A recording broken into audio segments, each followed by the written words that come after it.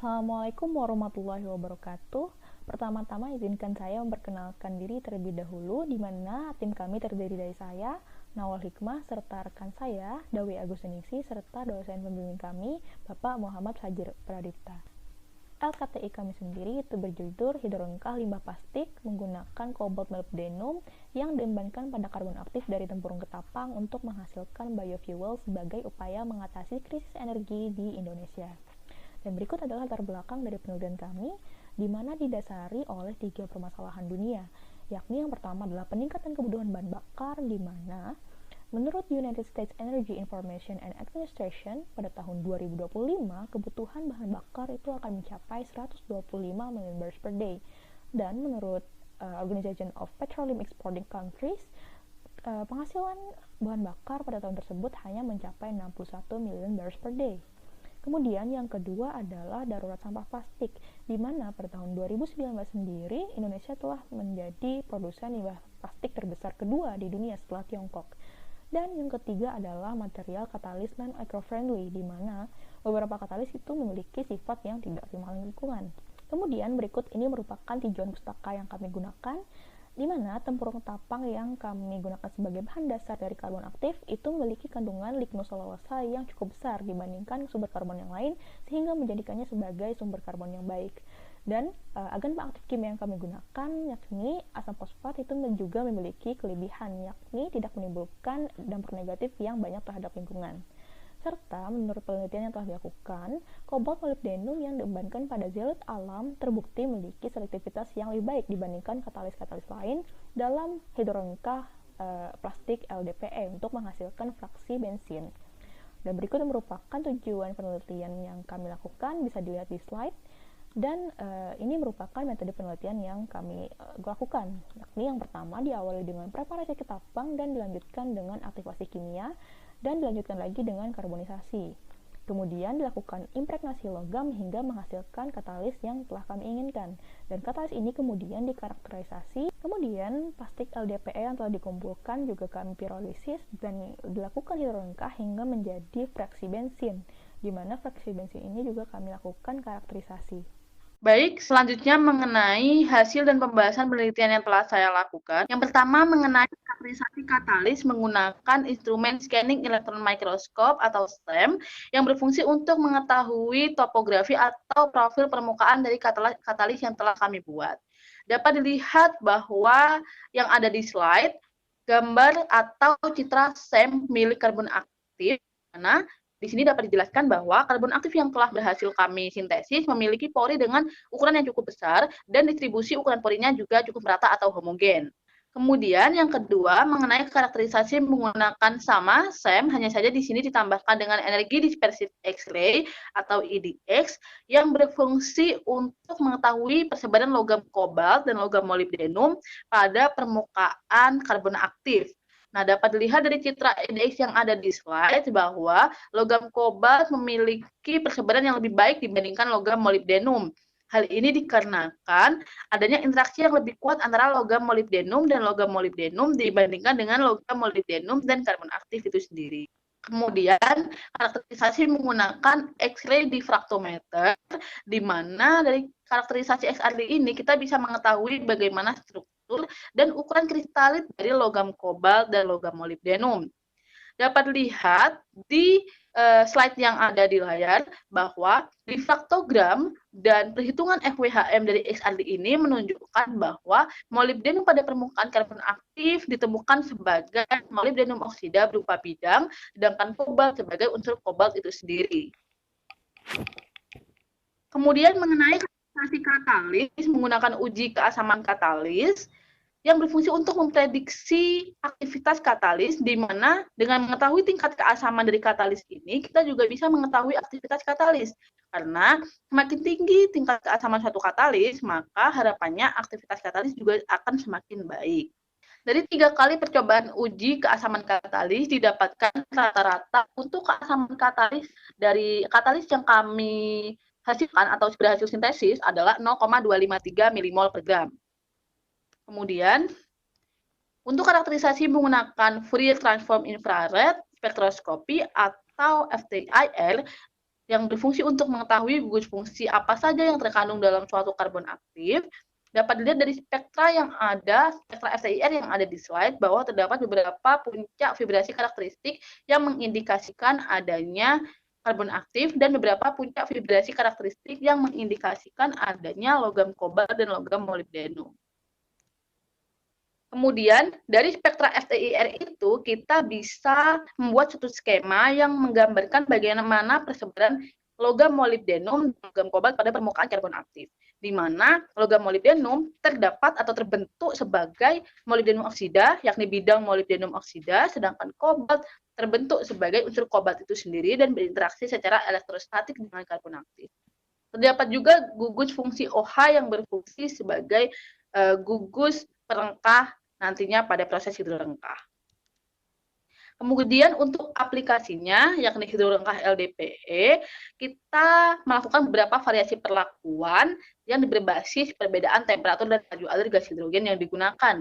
Dari beberapa variasi perlakuan tersebut, terdapat 4 design of experiment yang telah berhasil kami lakukan, di mana dari keempat DOI itu, yang merupakan DOI dengan hasil paling optimal adalah DOI dengan temperatur yang kami gunakan 450 derajat Celcius dan laju alir gas hidrogen 10 ml per menit. Persen liquid yang dihasilkan pada DOI ini mencapai 31,973% dengan warna yakni warna kuning pudar.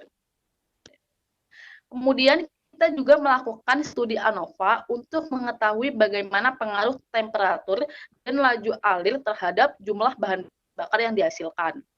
Dari studi ANOVA ini kita mendapat kesimpulan bahwa temperatur memiliki pengaruh yang lebih besar atau lebih signifikan untuk menentukan seberapa banyak jumlah fraksi cair yang dihasilkan. Kemudian, fraksi cair yang dihasilkan tersebut dikarakterisasi menggunakan gas kromatografi mass spectrometer yang berfungsi untuk mengetahui apa saja komposisi yang terkandung dalam fraksi cair yang berhasil dihasilkan. Dari keempat DOI yang digunakan, fraksi cair memang didominasi oleh fraksi bensin, kemudian disusul oleh diesel, dan kemudian disusul oleh senyawa hidrokarbon atau senyawa organik yang lain. Namun dari keempat design of experiment ini, yang memiliki persentase fraksi bensin paling besar adalah DOI ketika kita menggunakan temperatur 425 derajat Celcius dan laju air 10 ml per menit.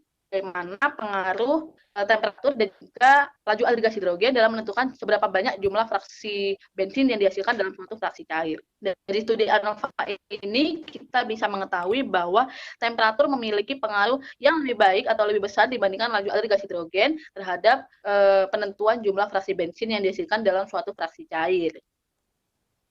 Untuk kesimpulannya, yang pertama, produk cair paling banyak didapatkan pada temperatur 450 derajat Celcius dengan laju air 10 ml per menit. Yang kedua, telah didapatkan katalis kobalt molibdenum karbon aktif dengan nilai keasaman 0,253 mmol per gram, memiliki gugus fungsional hidroksi OH.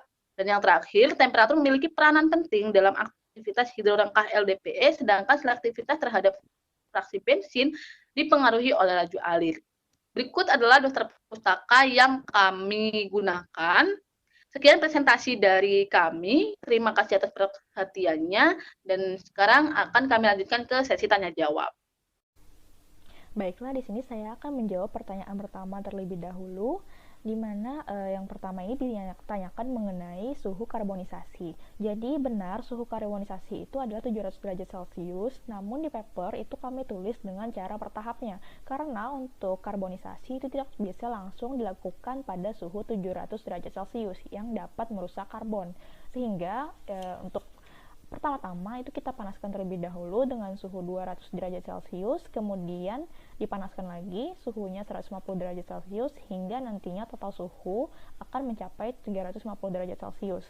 Kemudian akan dilanjutkan pada tahap kedua yang dipanaskan lagi dengan suhu 350 derajat Celcius hingga nantinya akan tercapai total suhu 700 derajat Celcius. Nah, kemudian yang dimaksud 400 derajat Celcius ini mungkin itu adalah suhu untuk reduksi logam.